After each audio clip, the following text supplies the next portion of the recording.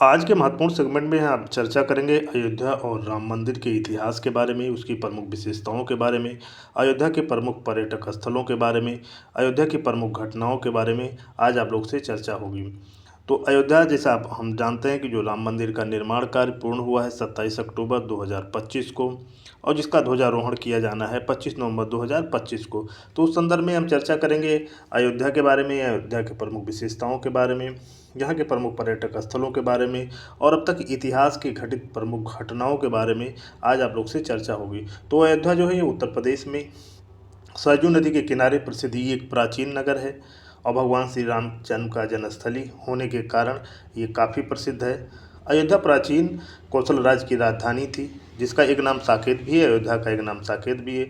कुछ विद्वानों का मानना है कि प्राचीन साकेत नाम को अयोध्या चौथी शताब्दी में किया गया था, जब गुप्त काल का शासन था भारत पे। यद्यप रामायण काल में, महाभारत काल में भी इसका उल्लेख मिलता है।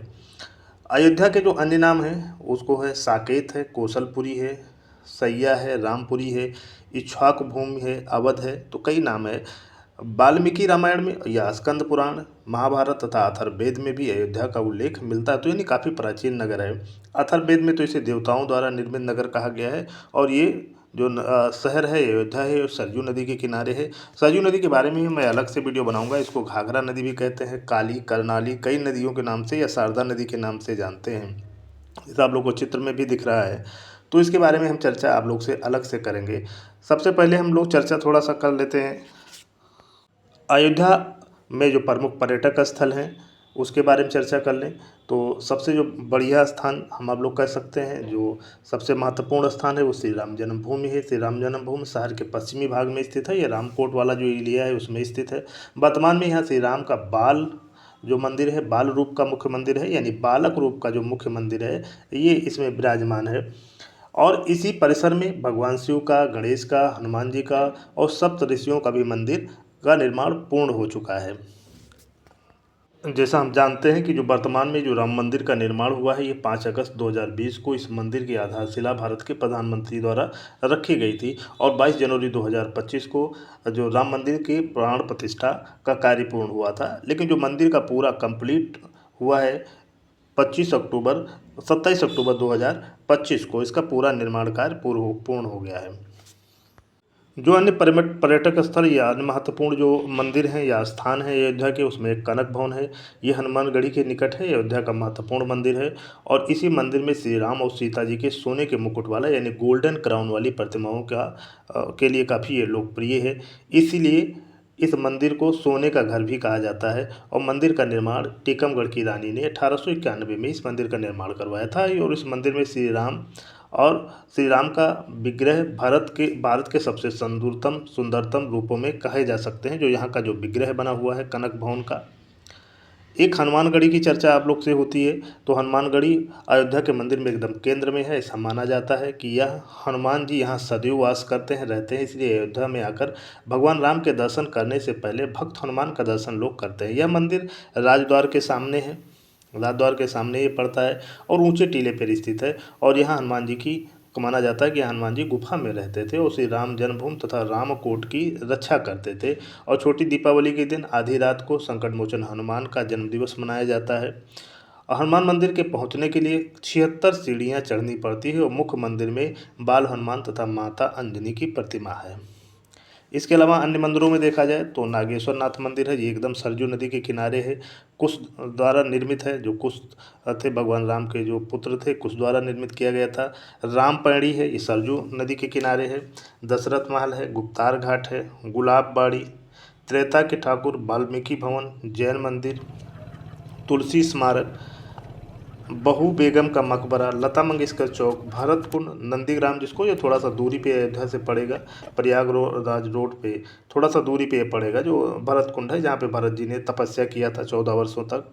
सरयू नदी के बारे में हम आपको बता दें, सरयू नदी को घाघरा या शारदा या करनाली नदी भी कहा जाता है। इसके बारे में हम आप लोग से चर्चा करेंगे। तो ये प्रमुख पर्यटक स्थल है, ये प्रमुख मंदिर हैं। या अयोध्या आने वालों को यहाँ पे घूमना चाहिए। और इनमें बहुत ज़्यादा दूरी इन मंदिरों के बीच में, इन स्थानों के बीच में नहीं है। नंदीग्राम की दूरी जरूर थोड़ी दूरी पे पड़ता है, 15 से 20 किलोमीटर। आज हम जो प्रमुख चर्चा हमको करना है ये अयोध्या के इतिहास के बारे में चर्चा करना है कि अयोध्या का इतिहास कैसे रहा और राम जन्मभूमि के संदर्भ में करते हुए अयोध्या का इतिहास हम बताएंगे। तो वैदिक काल में अगर हम लोग देखते हैं तो जो वैदिक काल या हम लोग कह सकते हैं प्राचीन काल जो रहा है 1500 BC से लेके 1500 ईसा पूर्व से लेके 1000 ईसा पूर्व की बात अगर हम करें तो अयोध्या का उल्लेख वेदों में मुख्यतः अथर्ववेद में मिलता है और अथर्ववेद में इसे देवताओं द्वारा बसाया गया शहर भी कहा गया है और उस समय अयोध्या को कोसल राज्य की राजधानी माना गया है। यानी प्राचीन काल की बात करते हैं त्रेता युग या रामायण काल में अयोध्या का स्वर्णिम युग माना जाता है जब अयोध्या में श्री राम प्रभु का राज्य था। राम जन्म अयोध्या का जो रामकोट क्षेत्र था वहाँ पे हुआ था।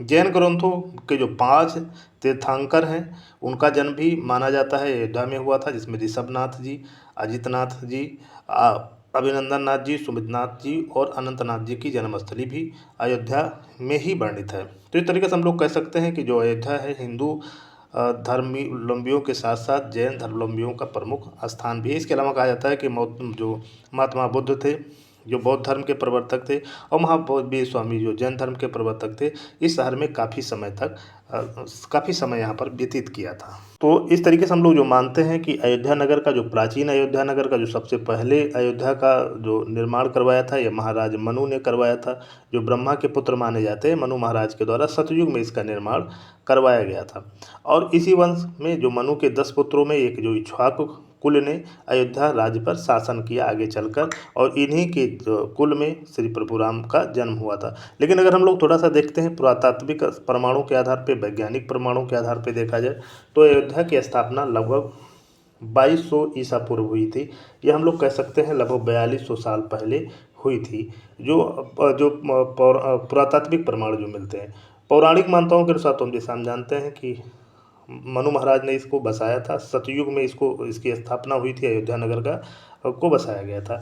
अयोध्या को पौराणिक जो सप्त पुरियों में से है सप्त जो हमारे पुरियों हैं जो पवित्र स्थान है उसमें अयोध्या को प्रथम माना गया है। सप्तपुरियों में अगर देखा जाए हिंदू धर्मों में तो अयोध्या को, मथुरा को, माया यानी हरिद्वार को, काशी को, कांचीपुरम को, अवंतिका यानी उज्जैनी को और द्वारिका को माना गया है सप्तपुरियों में जिसमें अयोध्या को प्रथम माना गया है।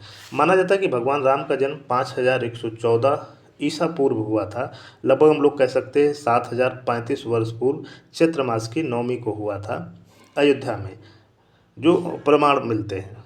जैन परंपरा के अनुसार जैन धर्म के जो 24 तीर्थंकर हुए उसमें से 22 का संबंध इक्ष्वाकु वंश से रहा है। तो इसी से अंदाज़ा लगा सकते हैं जिस सब संबंध रहा है भगवान राम का रहा है इक्ष्वाकु वंश से उसमें से जैन धर्म के 24 तीर्थंकरों में से 22 का संबंध रहा है जिनमें 5 का जन्म जैसे हम आपको बताए अयोध्या में हुआ था। बौद्ध मान्यताओं के अनुसार भगवान बुद्ध ने 16 वर्षों तक अयोध्या अथवा साकेत में निवास किया था। महाभारत में हम लोग कह सकते हैं जो महाभारत में अयोध्या के राजा थे बृहद्रथ थे और ये कौरवों की ओर से लड़े थे और अभिमन्यु के हाथों मारे गए थे। तो बृहद्रथ जो थे ये अयोध्या के राजा थे और कौरवों की तरफ से इन्होंने युद्ध किया था और अभिमन्यु के हाथों मारे गए थे। यदि उत्तर भारत के बहुत से राज्यों को हिस्सों को देखा जाए तो जैसे कौशल है, कपिलवस्तु है, वैशाली है और मिथिला में भी इक्ष्वाकु वंश के शासकों ने ही राज्य किया था। मध्यकाल में हम देखें तो जो प्रसिद्ध संत थे रामानंद जी थे इनका जन्म तो प्रयागराज में हुआ था लेकिन इनका जो रामानंदी जो संप्रदाय था इसका मुख्य केंद्र हमेशा अयोध्या ही था।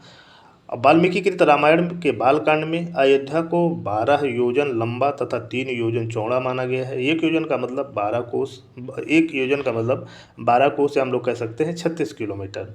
7वीं शताब्दी में चीनी जो महान यात्री थी हुएनसांग अयोध्या को पिकोसिया नाम से संबोधित किया। जो हुएनसांग थे चीनी महान यात्री थे ये अयोध्या को पिकोसिया नाम से संबोधित किया था और अयोध्या को एक वैभवशाली शहर माना था, नगर माना था जो हुएनसांग थे। तो बृहद्रथ के बाद अगर हम देखते हैं तो कई सालों यानी कई कालों तक हम लोग कह सकते हैं कि इस पे जो नियंत्रण रहा मगध जो यानी जो हम लोग कह सकते हैं जो बिहार के में स्थित है मगध के शासकों यानी जो मौर्य शासक थे या गुप्त शासक थे उनके अधीन रहा। ये लगभग 800 सालों तक रहा। इसके बाद अगर हम लोग मध्यकाल में देखते हैं तो महमूद गजनवी के जो भांजे थे सैयद सालार जिनकी हम लोग जैसे जानते हैं कि मजार बहराइच में भी बना हुआ है तुर्क शासन की स्थापना की यहाँ 1033 ईस्वी में।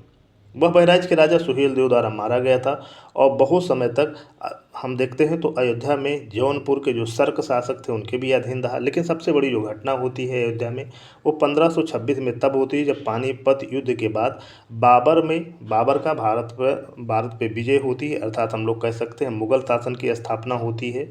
तो उसने जो उनके सेनापति थे उस वक्त मीर बाकी को अपने सेनापति आदेश देता है और वो मंदिर को तोड़ने के लिए, जो राम जन्मभूमि मंदिर होती है वो बाबर मीर बाकी को कहता है और मीर बाकी क्या करता है 1528 में राम मंदिर को तोड़ता है, यानी अयोध्या पे आक्रमण करता है और राम मंदिर को तोड़कर बाबरी मस्जिद का निर्माण करवाता है। माना जाता है कि जो राम मंदिर में जो निकले थे, जो पदार्थ निकले थे, जो वस्तुएं निकली थी या हम लोग कह सकते हैं सामग्री निकली थी, उसी से मस्जिद का निर्माण करवा दिया था। जिस वक्त मीर बाकी का आक्रमण हुआ था अयोध्या पे, वहाँ पे श्यामनंद जी महाराज का अधिकार था राम जन्मभूमि पर।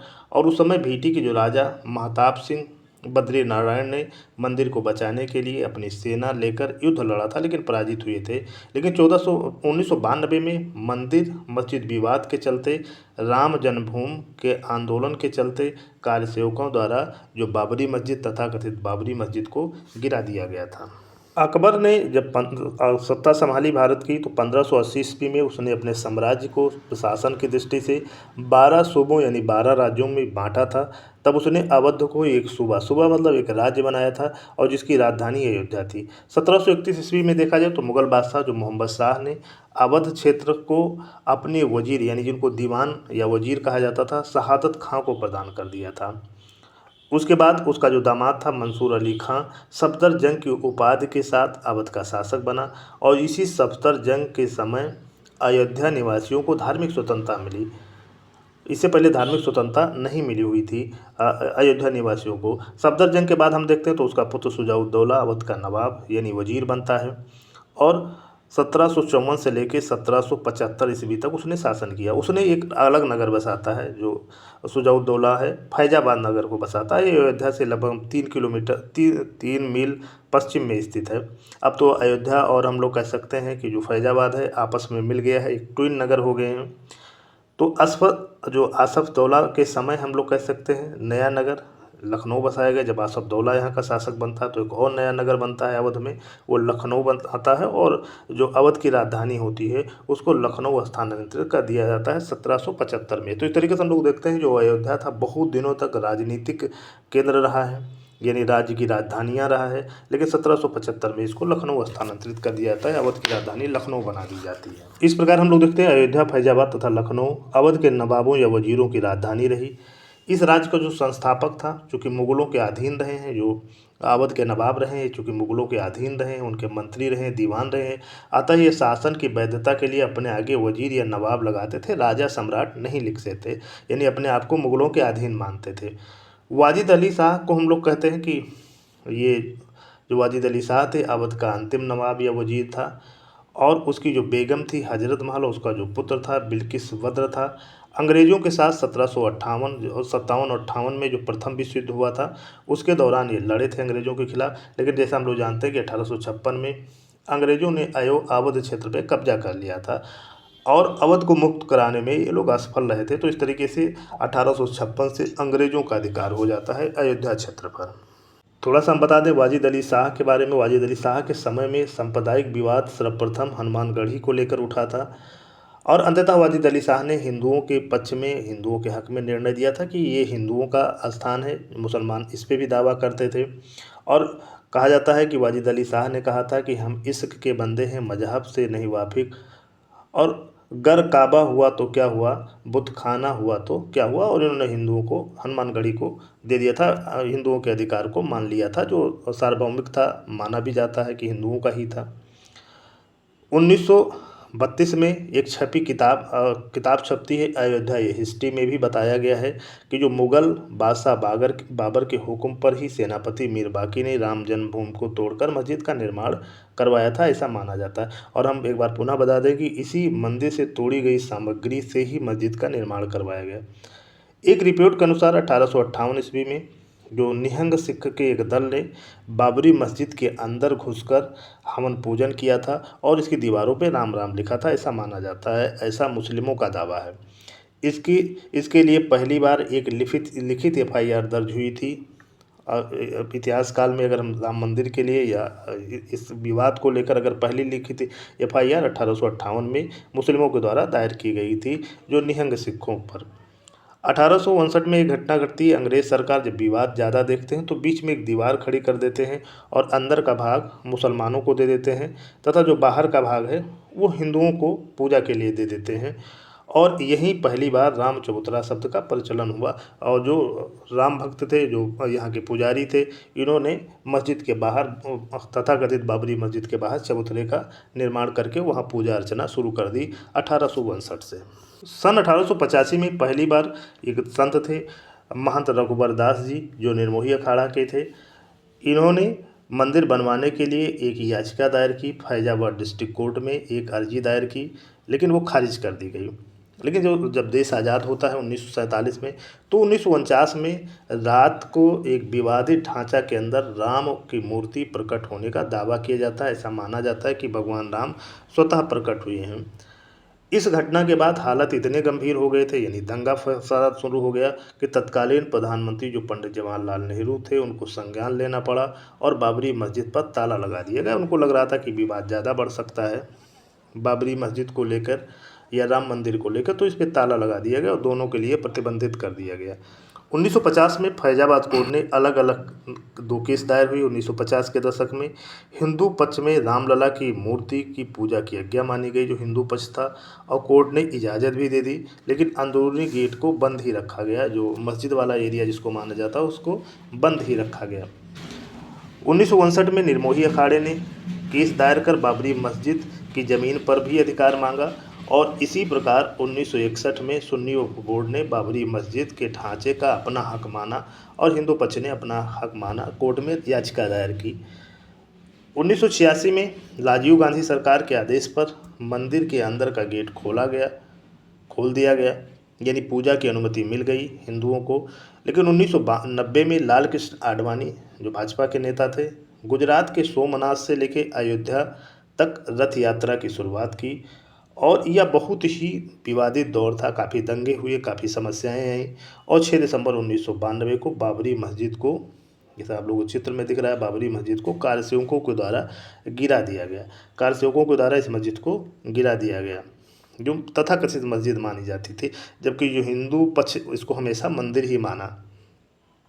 जनवरी 1993 में नरसिंह राव सरकार, जो प्रधानमंत्री थे, उन्होंने जो ये विवादित क्षेत्र था 67.7 एकड़ ज़मीन को केंद्र सरकार के अधीन कर लिया। जो बाबरी मस्जिद, या हम लोग कह सकते हैं राम जन्मभूमि और उसके आसपास का जितना भी एरिया था, उसको अपने अधीन कर लिया। केंद्र सरकार ने केंद्र सरकार की संपत्ति घोषित कर दिया। लेकिन होता है अप्रैल 2002 में इलाहाबाद जो हाई कोर्ट होती है, उसमें हेयरिंग शुरुआत होती है इस विवाद को लेकर कि किसको इसका हक दिया जाए। 2002 में इसकी शुरुआत होती है और हाई कोर्ट क्या करता है, अगस्त 2030 में एएसआई को गठित करता है कि एएसआई इसकी रिपोर्ट तैयार करे। एएसआई का मतलब आर्कोलॉजिकल सर्वे ऑफ इंडिया ने, यानी खुदाई करके प्रमाणित किया जाए कि ये वास्तव में हिंदू मंदिर था या बाबर की मस्जिद थी। और इसकी खुदाई की गई, बाबरी मस्जिद के आसपास के क्षेत्रों को खुदाई की गई, उसकी मस्जिद की खुदाई की गई, मस्जिद वाले स्थान की खुदाई की गई, हम लोग कह सकते हैं राम मंदिर वाले स्थान की खुदाई की गई।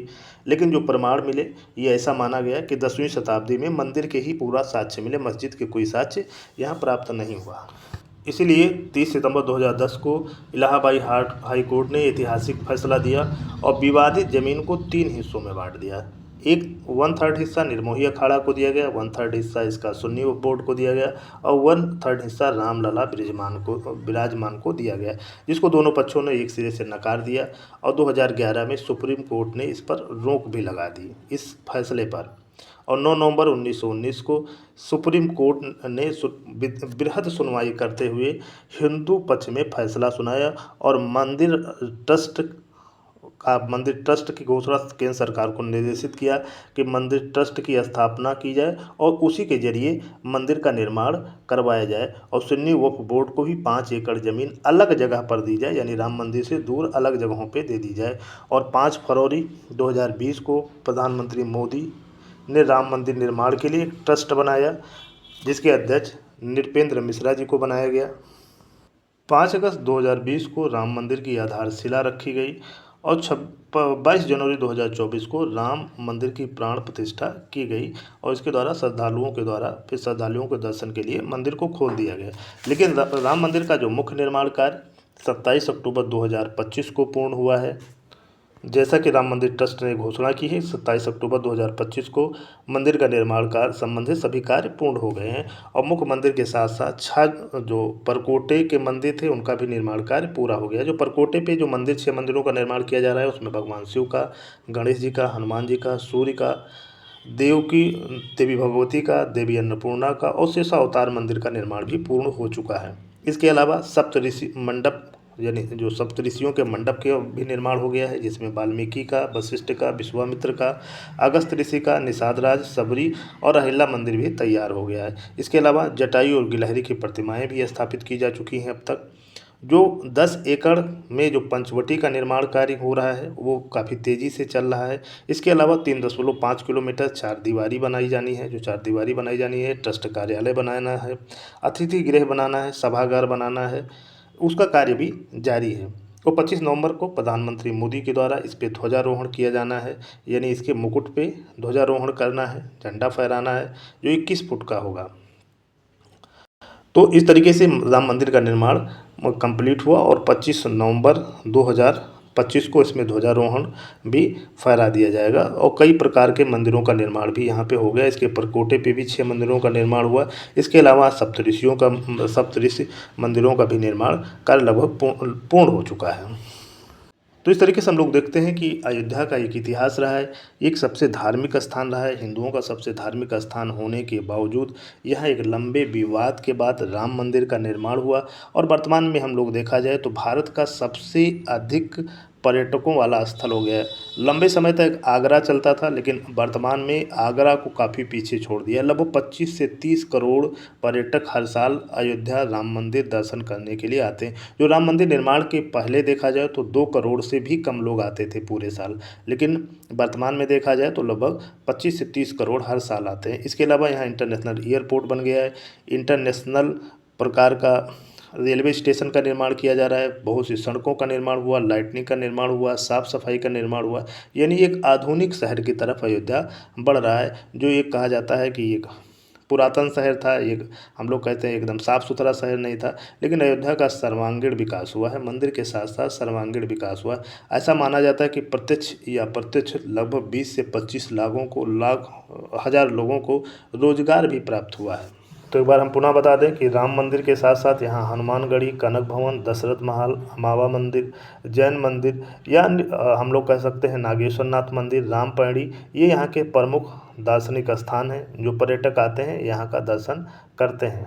दीपावली में विशेष महत्व होता है। दीपावली बहुत धूमधाम से यहाँ मनाई जाती है। एक दिन पहले यहाँ रिकॉर्ड दीपोत्सव का आयोजन किया जाता है। इसके अलावा जो रामनवमी यानी चैत का महीना होता है, हम लोग कह सकते हैं मार्च के महीने में रामनवमी के समय भी काफ़ी धूमधाम रहती है अयोध्या में, क्योंकि जैसा हम लोग जानते हैं कि रामनवमी के जन्म दिन ही भगवान राम का जन्म हुआ था। तो हम लोग कह सकते हैं कि अक्टूबर यानी दीपावली के समय और रामनवमी यानी मार्च के समय यहाँ पे काफ़ी भीड़ भाड़ रहती है। यद्यप इस वक्त तो पूरे साल यहाँ भीड़ रहती है, यानी श्रद्धालुओं की काफ़ी भीड़ रहती है, लेकिन इस समय काफ़ी ज़्यादा लोग आते हैं दर्शन करने के लिए भगवान राम का। और इस वक्त मौसम भी अनुकूल होता है, ना बहुत ज़्यादा ठंडी होती है, ना बहुत गर्मी होती है, तो पर्यटकों के लिए काफ़ी अनुकूल स्थिति होती है। तो आज आप लोग से जो चर्चा की गई अयोध्या के बारे में, भगवान राम मंदिर के निर्माण के बारे में, उसके इतिहास के बारे में, आशा करता हूँ ये जानकारी आप लोग को अच्छी लगी होगी।